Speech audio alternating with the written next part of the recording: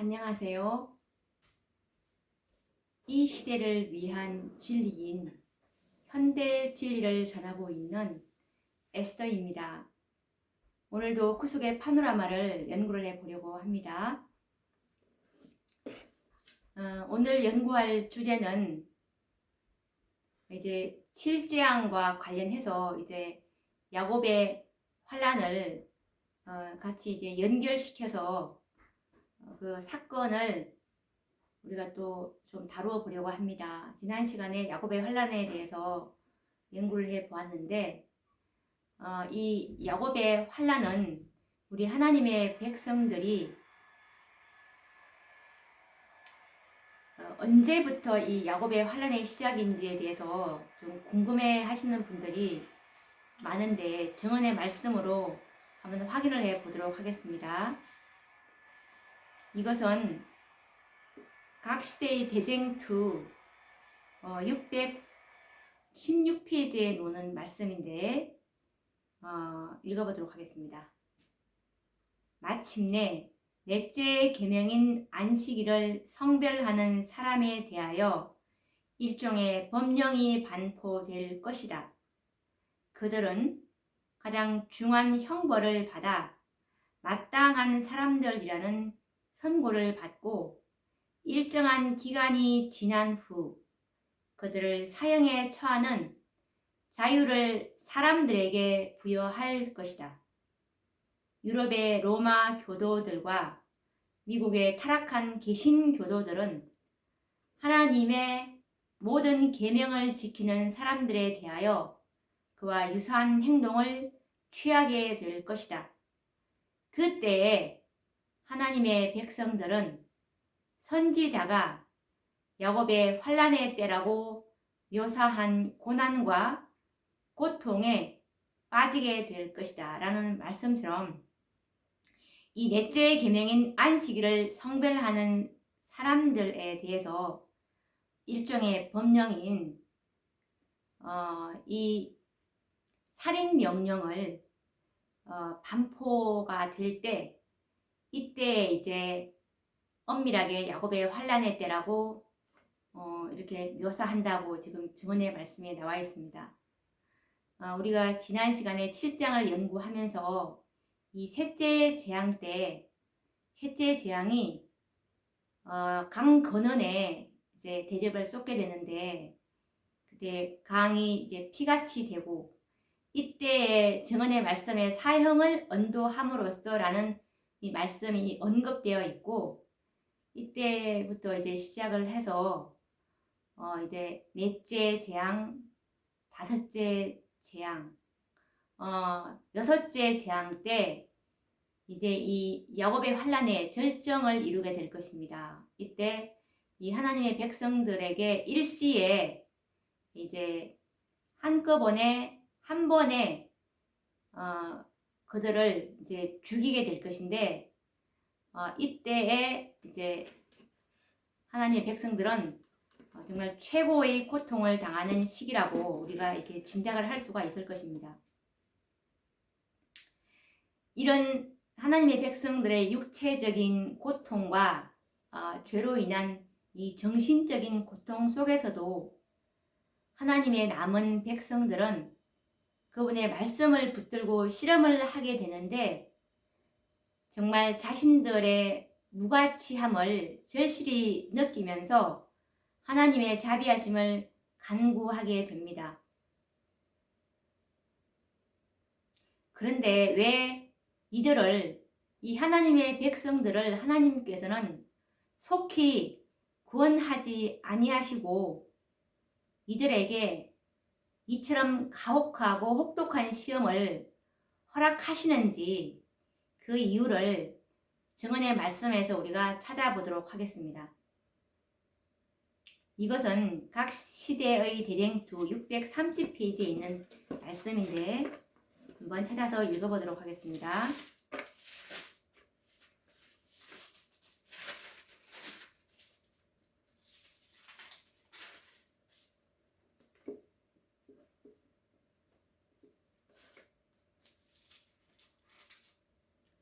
하나님의 백성들은 고난을 면치 못할 것이다. 박해와 고통을 당하고 궁핍과 고난을 견딜지라도 그들은 죽도록 버려지지 않을 것이다. 지금 이때는 이제 야곱의 환난을 겪는 하나님의 백성들의 상황입니다.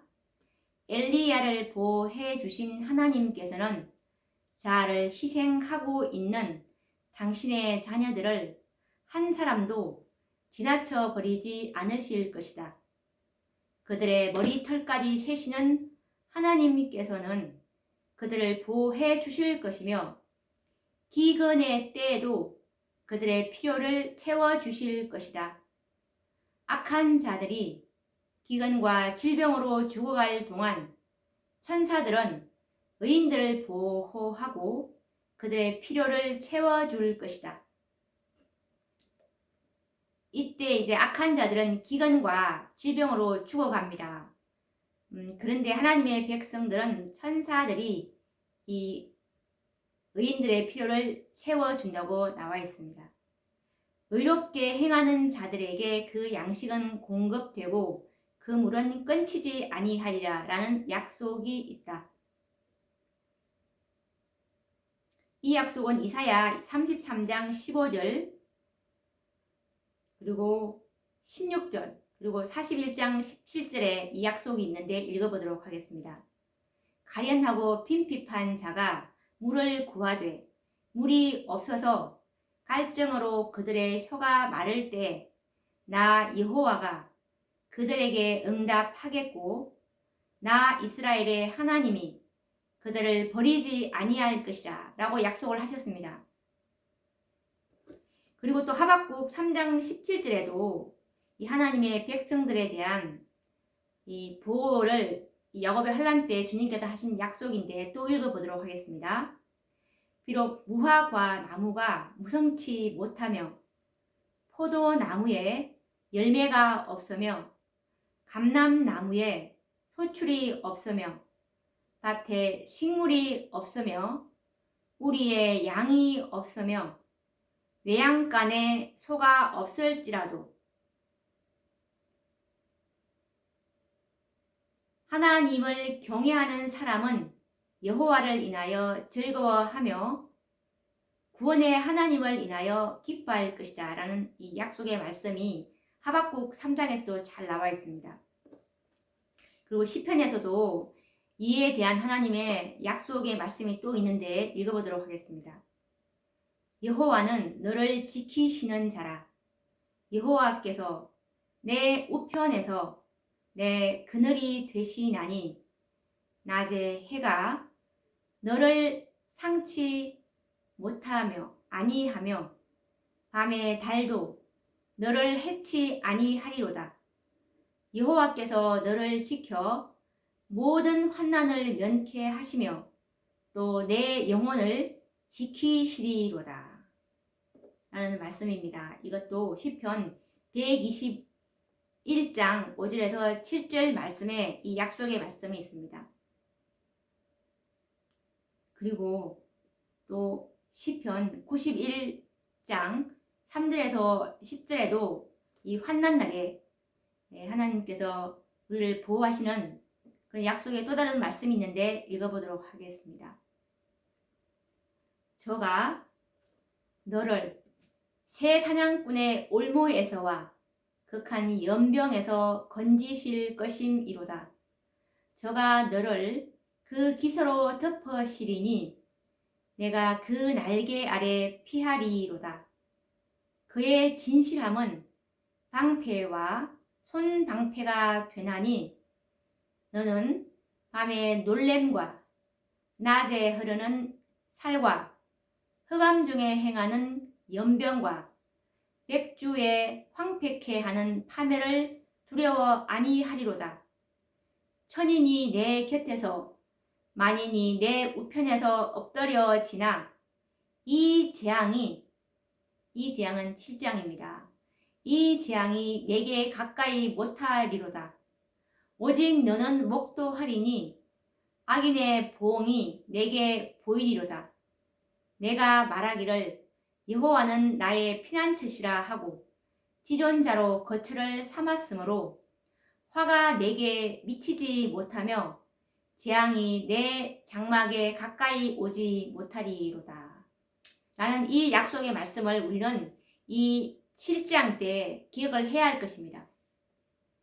그러나 사람의 안목으로 볼 때 하나님의 백성들은 그들보다 앞서간 순교자들처럼 곧 그들의 피로써 그들의 증거를 인쳐야 할 것 같이 보일 것이다. 그들은 주님께서 그들을 떠나가고 그들이 원수들의 수중으로 넘어가지 않을까 두려워하기 시작한다. 그것은 무서운 고뇌의 시기이다. 그들은 밤낮으로 하나님께 구원을 호소한다. 악한 자들은 기뻐 날뛰며 조롱한다. 이제 너희의 믿음이 어디 있느냐? 너희가 진정으로 하나님의 백성이라면 어찌하여 하나님께서 너희를 우리 손에 건져내지 않으시느냐? 이렇게 지금 악인들이 조롱을 하고 있는 장면이죠. 그러나 구원을 기다리는 자들은 예수님께서 갈바리의 십자가에서 돌아가실 때 제사장들과 장로들이 조롱하며 외치던 말, 저가 남은 구원하였으되 자기는 구원할 수 없도다. 저가 이스라엘의 왕이로다. 지금 십자가에서 내려올지어다. 그러면 우리가 믿겠노라. 이 말씀은 마태복음 27장 42절에 나와 있죠. 이렇게 말했던 것을 우리는 기억한다. 야곱과 같이 모든 사람은 하나님과 씨름을 계속한다. 악인들이 지금 의인들에게 이런 상황에서 이 의인들은 이런 하나님과 지금 야곱처럼 괴로워 씨름하는 그런 장면을 우리가 보고 있습니다. 그들의 얼굴에는 그들의 마음속에 있는 고민이 나타난다. 모든 사람의 얼굴은 창백해진다. 그러나 그들은 열렬한 간구를 그치지 않는다. 지금 이런 상황에 직면해 있습니다. 계속 또 이 야곱의 환난 때의 상황을 지금 또 계속 읽어보도록 하겠습니다. 사람들이 만일 하늘의 사물을 볼 수 있다면 그들은 능력 있는 천사의 무리가 그리스도의 인내의 말씀을 지켜온 사람들을 불러 진치고 있는 것을 보게 될 것이다. 이렇게 하나님의 백성들이 정말 열렬히 하나님과 씨름을 계속할 동안 이 천사가 이 의인들을 둘러 진치고 있는 그런 장면이죠. 천사들은 부드러운 동정심으로 그들의 고통을 바라보고 그들의 기도를 들었다. 그들은 사람들을 위험에서 구해내라는 사령관의 명령이 내리기를 기다리고 있다. 그러나 그들은 조금 더 기다려야 한다. 하나님의 백성들은 쓴 잔을 마시고 피의 침례를 받아야 한다. 그들에게 그처럼 큰 고통의 요소가 되는 구원의 지연은 그들의 탄원에 대한 가장 좋은 응답이다. 지금 예수님께서 왜 이렇게 구원을 지연하고 있는지 지금 이것에 대한 해답을 지금 말씀하고 있습니다. 그들이 쓴 잔을 마시고 피의 침례를 받아야 한다고 했습니다. 그들이 주님께서 일을 하시도록 진심으로 기다리고자 애쓰고 있는 동안 그들은 그들의 신앙 경험에서 그처럼 활용해 보지 못했던 믿음과 소망과 인내를 활용하지 않을 수 없게 된다.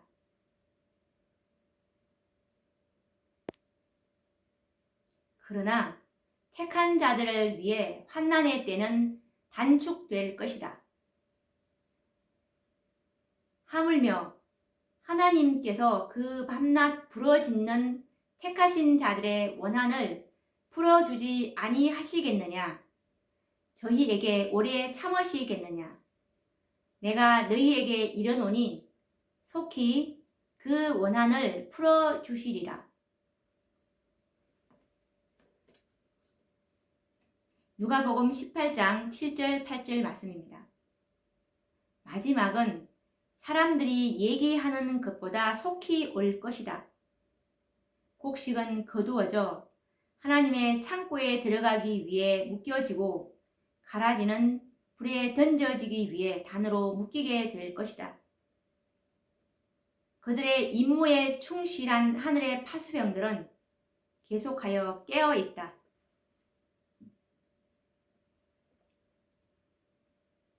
비록 계명을 지키는 자들을 죽이고자 하는 시간을 정해 놓았을지라도 그들의 원수들은 경우에 따라 그 법령의 실행을 촉진시키기 위해 그 결정된 날짜보다 미리 그들의 생명을 빼앗고자 노력할 것이다. 그러나 아무도 그 충성된 각 사람을 둘러 진치고 있는 강한 수호자들의 경계망을 깨뜨릴 수 없다. 이 강한 수호자들은 천사, 의인들을 둘러 진치고 있는 천사들입니다. 어떤 사람들은 도시와 촌락에서 피해 가다가 공격을 받는다. 그러나 그들을 해하고자 높이 들려진 검은 마치 지푸라기처럼 무력하게 꺾여 힘없이 떨어진다. 이때 그 정한 날짜가 아니라 정한 날짜보다도 더 빨리 죽이려고 하니까 이제 천사들이 이렇게 개입하게 되는 것입니다. 그러나 그들을 해하고자 높이 들려진 검은 마치 지푸라기처럼 무력하게 꺾여 힘없이 떨어진다. 또 어떤 사람들은 전사의 모양을 한 천사들에 의해서 보호를 받는다. 라는 말씀입니다.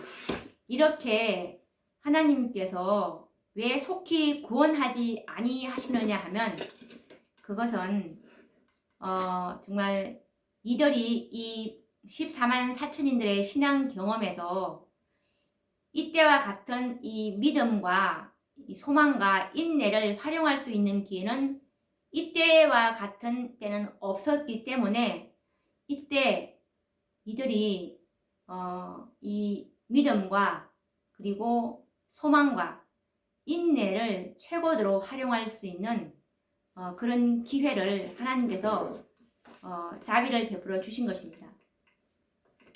이 죄 없는 그 사람들이 왜 쓴 잔을 이렇게 오랫동안 마셔야 하고 왜 피의 침례를 받아야 하는 걸까요? 그 이유는 왜 그러냐 하면 일찍이 사단은 하나님의 율법은 지킬 수가 없고 그리고 결함이 있어서 변경되어야 한다고 주장을 했었습니다. 이제 하나님께서는 한 백성인 이 14만 4천인을 준비시키셔서 그리스도의 중보와 성령의 도우심 없이 이들을 이제 사단에게 내어주시게 됩니다. 그래서 하나님의 이 계획은 2300주야의 끝에 1844년에 바로 이 하나님의 율법을 지킬 수 있다는 이 마지막 대쟁투를 끝낼 수 있는 이 군병들인 14만 4천을 이제 만들어내기로 계획을 하신 것입니다. 그래서 이제 그들의 하나님께서 계획하신 숫자, 요한계시록 7장 4절 말씀처럼 살아계신 하나님의 인맞은 자들의 수요가 내가 인맞은 자의 수요를 들으니 14만 4천이라고 말씀하셨지 않았습니까? 그리고 이 14만 4천의 수요가 차면은 이제 예수님께서 계획하신 그 계획의 인원수가 차면 초기문집 279페이지 말씀처럼 이 셋째 천사가 살아계신 하나님의 인을 치는 셋째 천사가 14만 4천의 수요를 마지막 그 수요를 다 치고 올라와서 보고하니까 예수님 14만 4천까지 다 채웠습니다 라고 보고하니까 그때 예수님의 계획이 끝났으니까 이제 향로를 던지시면서 이제 은혜의 시가 마치고 이제 야곱의 환란으로 들어가는 것이 아닙니까? 그래서 이 야곱의 환란은 이 하나님께서 준비하신 이 한 백성을 14만 4천이라는 이 한 백성을 그리스도의 중보와 성령의 도우심 없이 이렇게 사단에게 내어주시는 것입니다. 하나님께서는 이 그들을 끝까지 시험하도록 이 14만 4천인들을 끝까지 시험하도록 사단에게 허락하시는 것입니다. 사단은 이제 자신의 모든 지혜와 수단을 다해서 이들을 시험하게 되는데 육체적 그리고 정신적으로 이 사단이 할 수 있는 일이라면 정말 모든 방법을 다 동원해서 이들을 범죄케 하려 할 것이지만 사단은 이들의 믿음의 손을 하나님께로부터 분리시키지는 못할 것입니다. 그것은 마치 예수님께서 십자가에 운명하시기 전까지 사단은 정말 온갖 수단과 방법으로 예수님을 실족하게 하려고 했지만 결국은 실패했습니다. 그래서 그분의 생명을 결국에는 이제 빼앗은 것처럼 마지막 환난의 때에도 하나님의 백성들에게 그렇게 할 것입니다. 어떻게 해서라도 이들이 율법을 지켜내니까 결국은 이제 마지막에는 할 수 없어서 너무 미워서 이제 예수님을 죽이려고 했던 것처럼 꼭 마찬가지로 이 14만 4천인들이 너무 미워서 이제 제거를 죽이려고까지 하는 것입니다.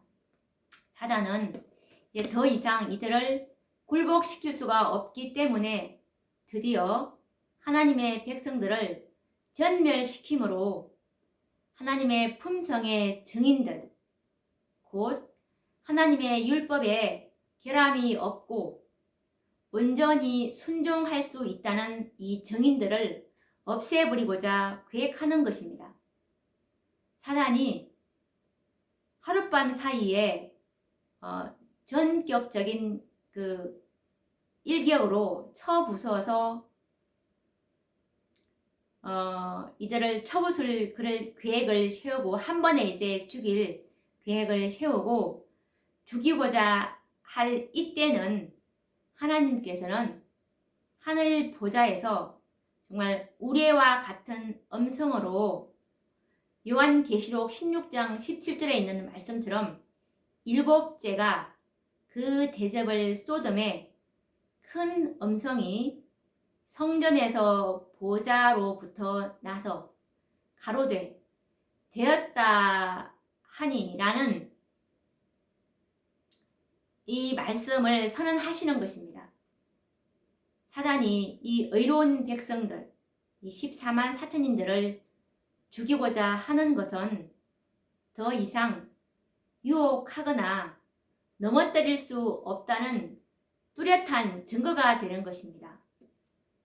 하나님의 도우심이 전혀 없는 가운데 성령도 중보자도 다 제거되어 버린 그런 가운데서 뿐만 아니라 그 무서운 환난과 고통 속에서 정말 이 썩을 육체를 가진 인간들이 하나님의 거룩한 율법을 지킬 수 있었기 때문에 이제야말로 정말 하나님의 율법은 완전하고 결함이 없는 율법이라는 사실이 증명이 된 것입니다.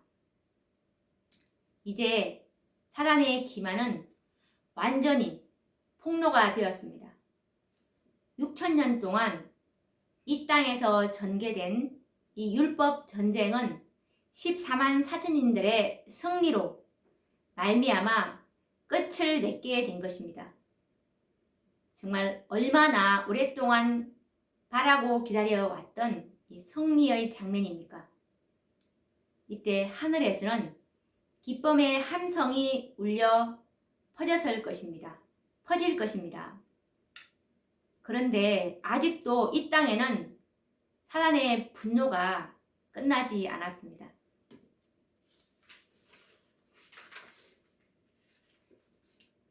이렇게 이제 되었다라고 선언하시는 그 하나님의 보좌로부터 이제 하나님의 음성으로 말미암아 이 땅에는 이제 7째 재앙이 이제 시작이 되죠. 이 땅에는 지금까지 볼 수 없었던 큰 지진이 이제 일어나게 됩니다. 이때 무덤이 열리고 특별한 무리들의 부활이 있게 됩니다. 이 특별한 무리들의 부활이 있기 전에 7째 재앙 때 특별 부활이 있기 전에 7째 재앙에 대해서 한번 성경 말씀을 찾아서 읽어보도록 하겠습니다.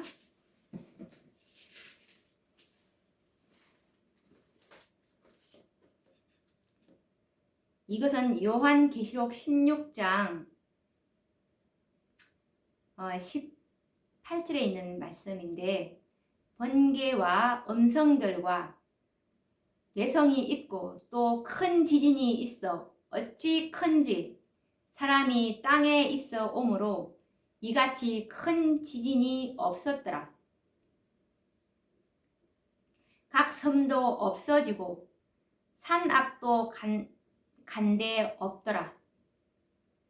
섬도 없어지고 산도 온데간데 없는, 또 중수가 1달란트나 되는 큰 우박이 하늘로부터 사람들에게 내리매 사람들이 그 박제로 인하여 하나님을 회방하니 그 재앙이 심히 크미르라 라는 말씀입니다. 그러면 증언의 말씀은 이때의 이 7째 재앙 시작 때쯤 이 천연계는 어떤 상황인지 한번 찾아서 읽어보도록 하겠습니다. 이것은 각 시대의 대쟁투 637페이지에 있는 말씀인데 읽어보도록 하겠습니다. 그 음성은 되었다라는 음성입니다. 하늘과 땅을 진동시킨다. 큰 지진이 일어난다. 사람이 땅에 있어 오므로 이같이 큰 지진이 없었더라. 요한계시록 16장 18절 말씀. 하늘은 열렸다, 닫혔다 하는 것 같이 보인다. 하나님의 보좌에서 나오는 영광이 사방으로 퍼져 나가는 것처럼 보인다. 산들은 바람에 흔들리는 갈대 같고 거친 바위들이 사방으로 흩어진다. 산들이 갈대처럼 흔들리고 그리고 거친 바위들이 사방으로 흩어지는 장면입니다. 그리고 하늘은 열렸다 닫혔다 하는 상황이죠. 하나님의 보좌에서는 영광이 사방으로 퍼져나가는 것 같이 보이고 큰 폭풍우가 몰려오는 것과 같은 소리가 난다. 바다에서는 사나운 물결이 서로 부딪힌다.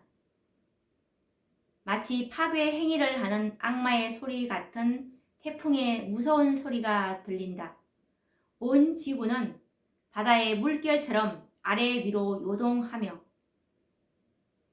온 지구가 물결처럼 요동한다고 합니다.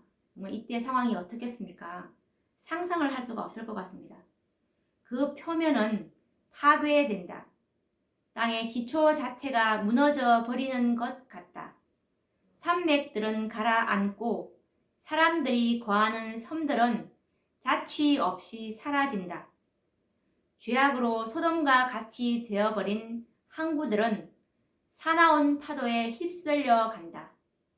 큰 성 바벨론은 하나님 앞에 기억하신 바 되어 그의 맹렬한 진노의 포도주 잔을 받는다.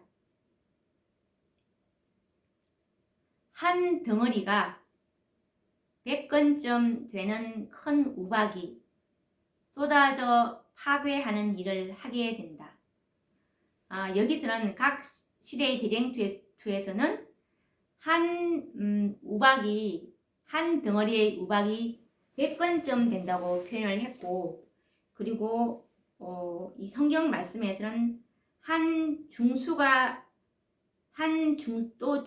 한 달란트나 되는 큰 우박이, 여기서는 이 우박을 한 달란트라고 표현했고, 이 각 시대의 대쟁투는 100건쯤이라고 표현을 하고 있습니다. 한 덩어리가 100건쯤 되는 큰 우박이 쏟아져 파괴하는 일을 하게 된다. 100건이면 지난번에 말씀했다시피 한 건이 600g이라고 치면 60kg 정도 되고, 한 달란트는 한 34kg 정도 되던데, 대충 우리가 이렇게 생각해 보면 될 것 같습니다. 한 덩어리가 100건쯤 되는 큰 우박이 쏟아져 파괴하는 일을 하게 된다. 지상의 오만한 도시들은 낮아진다. 세상의 큰 인물들이 정말 이 덩어리가 이 100건쯤 되면 얼마나 이것이 상상이 안 됩니다. 이때 모든 건물들 이런 것들은 다 흔적도 없이 정말 가루가 될 것 같습니다. 세상의 큰 인물들이 그들 자신에게 영광을 돌리기 위해 그들의 재산을 허비하여 건축한 호화로운 건물들이 그들의 목전에서 무너져 내린다. 사람들도 이거 맞으면 다 죽을 것 같습니다.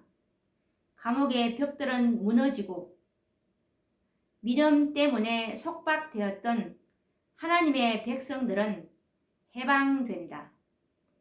지금 이때에 7번째 재앙 때 되었다라는 그 선고와 함께 지금 지상에는 이런 상황이 지금 전개되고 있는 상황에 이제 7째 재앙 때 되었다라는 그 선고를 바라니까 이제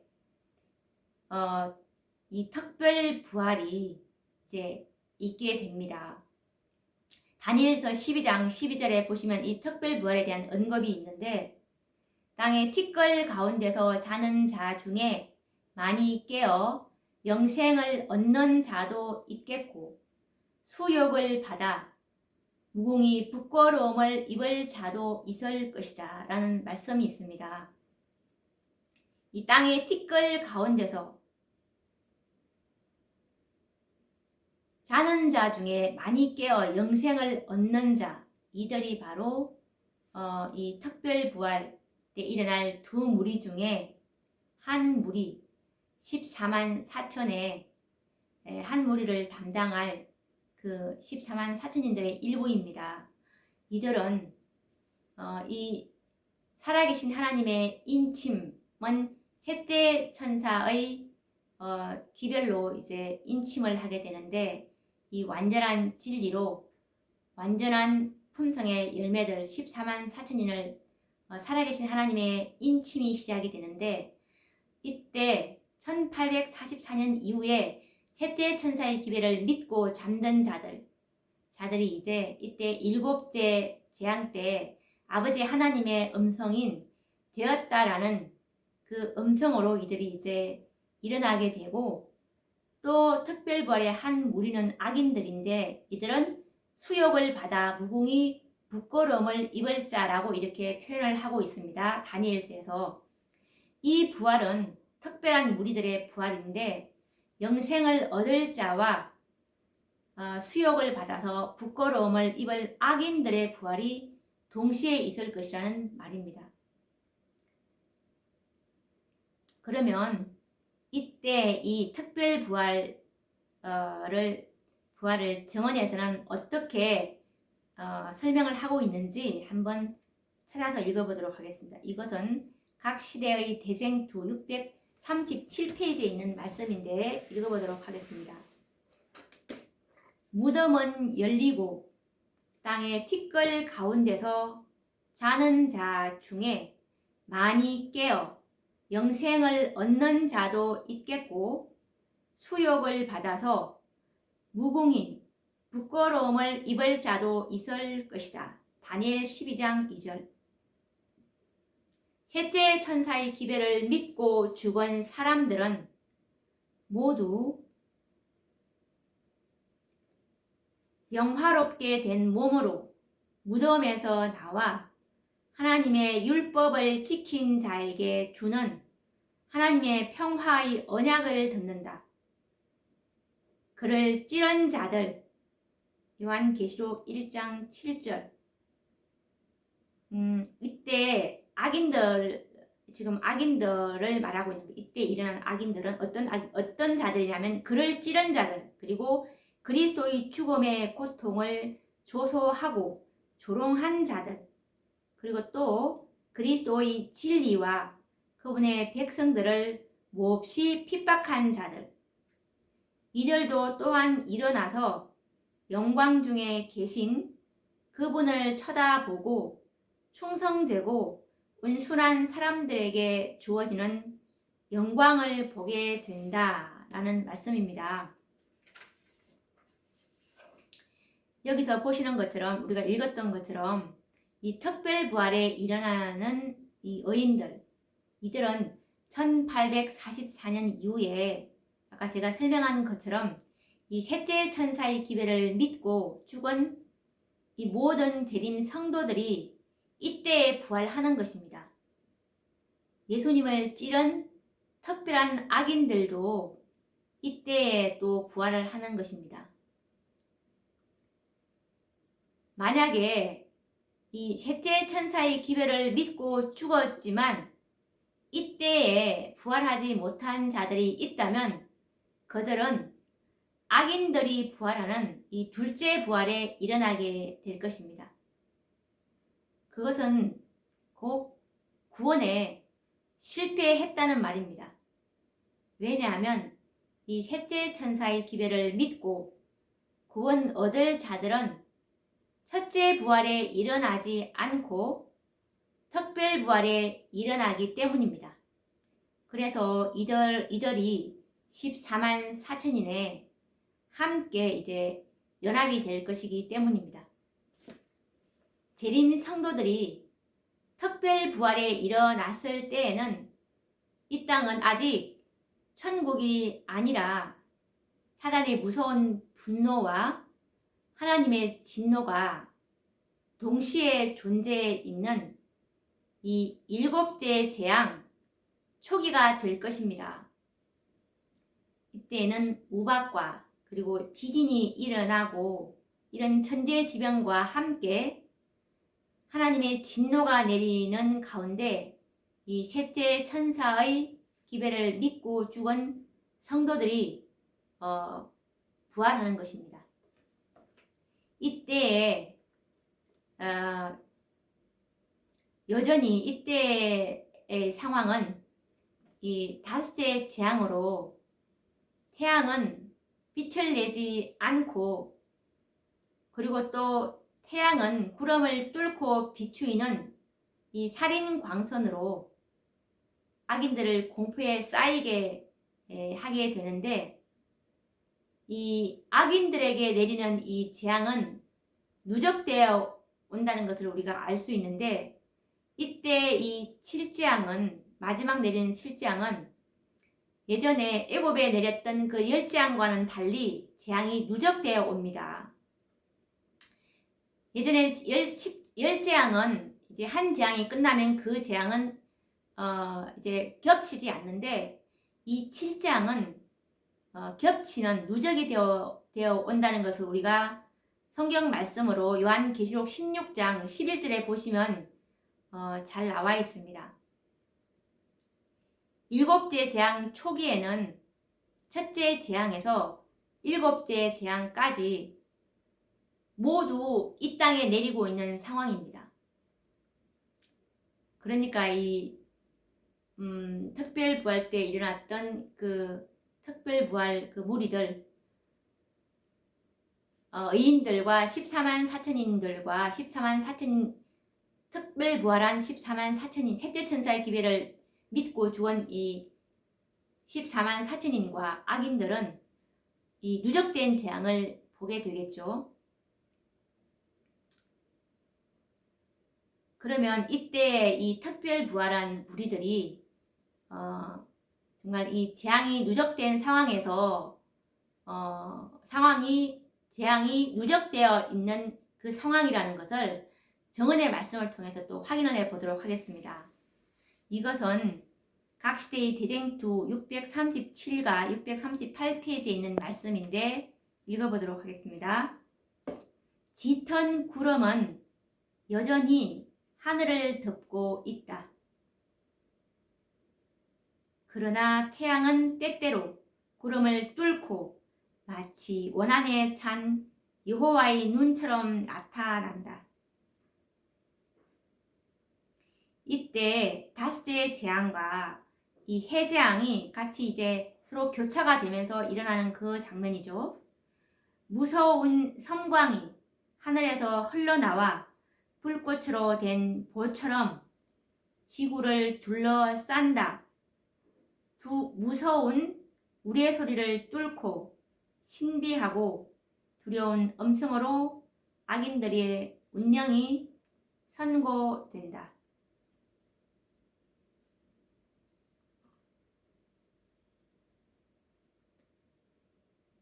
그 말이 모든 사람에게 이해되는 것은 아니지만 거짓 교사들은 분명히 이해하게 된다. 조금 전까지 그처럼 무모하고 교만하고 도전적이며 하나님의 계명을 지키는 백성들에게 잔인하게 함으로써 의기양양하던 자들은 이제 놀라서 어쩔 줄을 모르고 떨며 무서워한다. 그들이 통곡하는 소리가 사방에서 나는 소리들을 제압하고 들려온다. 마귀는 그리스도의 신성을 인정하고 그분의 권능 앞에서 떤다. 그때 사람들은 자비를 탄원하고 공포에 사로잡혀 부복한다. 이때 이제 이 특별 부활이 이선 뒤에 우리가 지금 확인했다시피 이 넷째 재앙과 다섯째 재앙이 교차되고 있는 그런 것을 또 우리가 알 수 있었습니다. 그리고 나서 이때에 이 무서운 섬광이 하늘에서 흘러나와 불꽃으로 된 보처럼 지구를 둘러싸고 무서운 우레 소리를 뚫고 신비하고 두려운 음성으로 악인들의 운명이 선고되는 이 음성도 지금 우리가 확인해 볼 수가 있습니다. 그 말이 모든 사람에게 이해되는 것은 아니지만 거짓 교사들은 분명히 이해하게 된다. 그러니까 악인들에게 들리는 어떤 그 선고, 이것을 지금 이때 이 상황에서 지금 말씀하고 있다는 것을 우리가 또 짐작을 할 수가 있습니다. 이렇게 해서 이제 재앙이 이 특별부활한 무리들은 재앙이 누적되어 있는 것을 지금 우리가 정언의 말씀으로 우리가 확인해 볼 수 있는데, 또 요한계시록 16장 10절에서 11절 말씀을 보시면 이 다섯째 재앙 때에도 우리가 이 재앙이 누적되어 있는 것을 또 확인할 수가 있습니다. 우리가 일곱째 재앙 때 넷째와 다섯째가 교차되고 있는 이 정언의 말씀을 확인할 수가 있었는데, 다섯째 재앙의 이 성경절에서도 다섯째 재앙 때에도 이 첫째 재앙이 또 같이 동반되어 있는 이런 것을 또 누적되어 있다는 것을 아직도 첫째 재앙이 끝난 것이 아니고 고생하고 있는 그 상황을 또 우리가 볼 수 있는데 읽어보도록 하겠습니다. 이것은 요한계시록 16장 10절에서 11절 말씀입니다.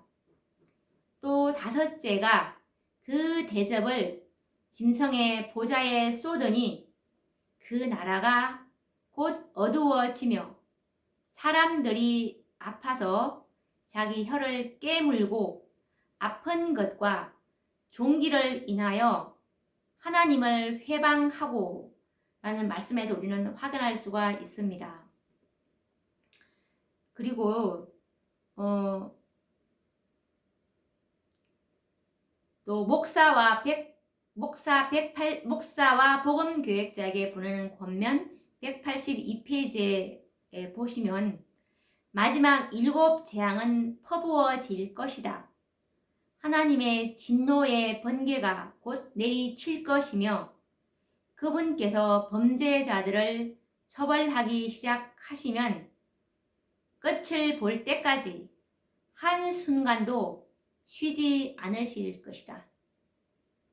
이 말씀에서 이제 이 7대 재앙 때 모든 것이 한꺼번에 다 퍼부어져서 끝을 볼 때까지 다 이 진노의 포도주를 쏟으시는 하나님의 그 공의를 우리가 또 짐작할 수가 있겠죠.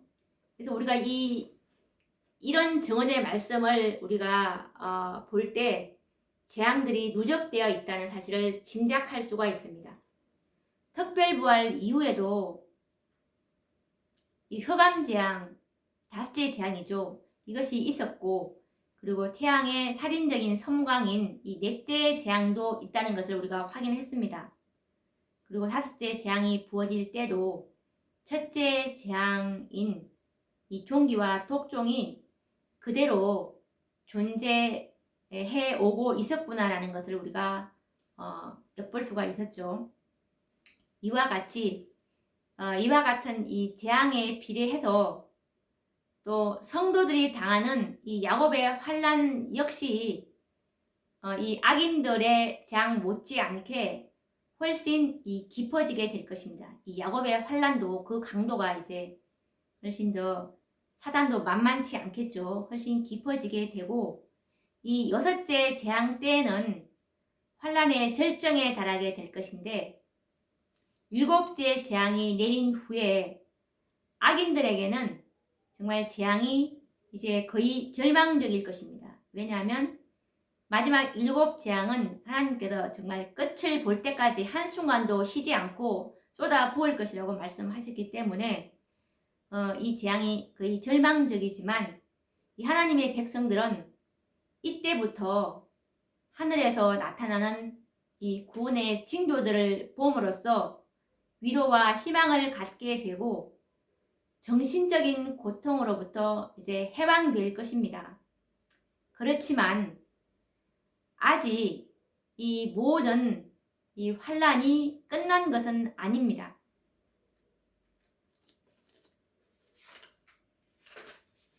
그리고 이 셋째 천사의 기별을 믿고 잠들었지만 특별부활에 일어나 구원받을 무리들은 예수님이 재림하시는 때까지 짧은 기간이지만 이 야곱의 환란을 경험하게 될 것입니다.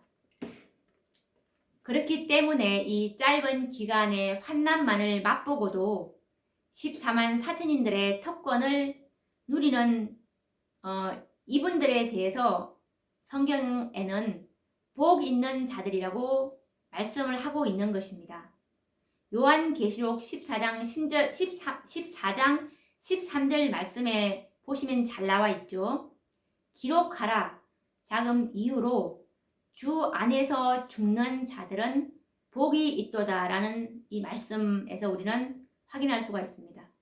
그러면 이 특별 부활에 무덤에서 일어날 악인들은 어떤 사람들일까요? 성경은 요한계시록 1장 7절에 보시면 잘 나와 있는데 볼지어다 구름을 타고 오시리라 각인의 눈이 그를 보겠고 그를 찌른 자도 볼 터이요. 여기서 말씀처럼 예수님을 찌른 자들이 그리스도의 오시는 광경을 볼 것이라고 말했습니다. 그리고 또 각 시대의 대쟁투 637페이지에도 보시면 그를 찌른 자들 이외에 그리스도의 죽음의 고통을 조소하고 조롱한 자들, 이들도 이제 이때 일어나고, 그리고 그리스도의 진리와 그분의 백성들을 몹시 핍박한 자들, 이들도 이때 이 특별부활할 때 일어날 수욕을 받아 무공히 부끄러움을 입을 자들인 이 악인들로 부활하게 되는 것입니다. 그런데 그들은 이미 죽어서 한 줌에 흘리게 되어 있습니다. 그런데 어떻게 그리스도의 재림의 광경을 볼 수가 있겠습니까? 이 말씀은 사실이죠. 예수님의 옆구리를 찔렀던 사람은 분명히 주님의 재림 전에 부활해야 할 것입니다. 성경 가운데는 그리스도의 재림 이전에는 7째 재앙에 일어날 특별 부활밖에는 없습니다. 그렇기 때문에 이들은 이때 부활해서 그리스도의 영광스러운 모습을 보게 될 것입니다. 예수님을 죽음에 넘겨준 이 대제사장 가야바를 기억하실 것입니다. 이 가야바도 특별 부활에 일어날 것인데 마태복음 26장 64절에 보면 이 가야바가 이때 일어날 것을 우리가 짐작할 수 있는데, 인자가 권능의 우편에 앉는 것과 하늘 구름을 타고 오는 것을 너희가 보리라 라고 주님께서 그때 말씀을 하셨습니다. 이들에게. 그런데 그들은 요한계시록 6장 16절 말씀처럼 산과 바위에게 이르되 우리 위에 떨어져 어린 양의 진노에서 우리를 가리우라 라고 이 예수님의 영광스러운 재림의 광경을 보고 이렇게 부러지질 것입니다. 오늘도 또 시간이 너무 많이 지나갔네요. 또 다음 시간에도 이 특별부활과 관련해서 7째 재앙 때 일어나는 이 특별부활에 대해서 이 순서적으로 차근차근 또 연결을 시켜보도록 하겠습니다. 그러면 또 다음 시간에 찾아뵙도록 하겠습니다. 감사합니다.